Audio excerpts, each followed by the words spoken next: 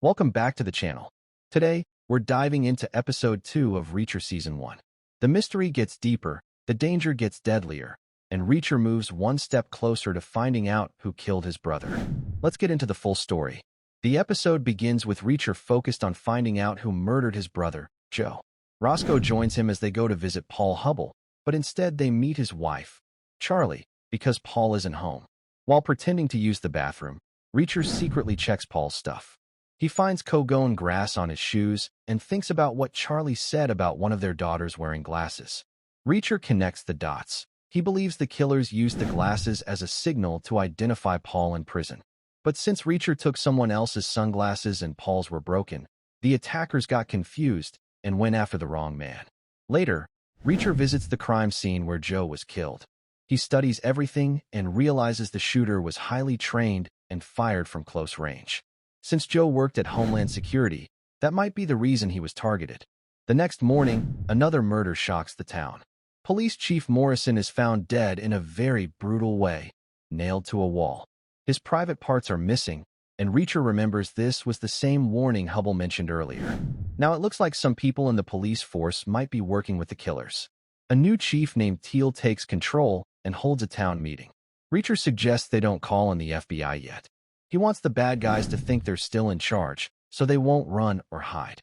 Reacher now suspects Hubble is dead too. The last thing Hubble did was call Charlie and say he was going to fix some banking problems.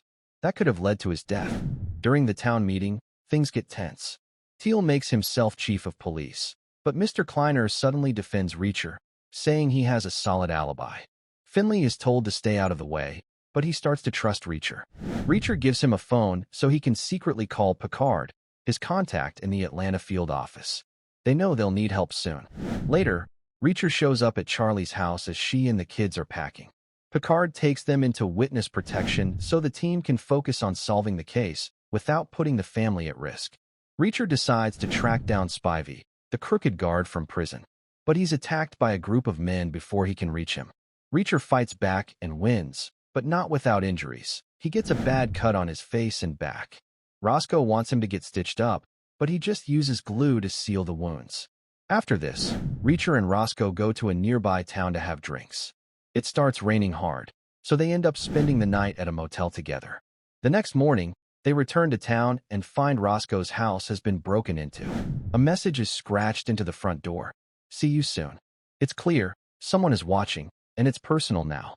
Reacher sees the message, turns to Roscoe, and says, "I'm going to need a gun." And that's the end of episode 2. The mystery in Margrave is heating up fast, and Reacher is ready to fight back. What's really going on in this town? Stick around as we break down episode 3 in the next video. Don't forget to like, share, and subscribe for more simple and detailed recaps. See you soon.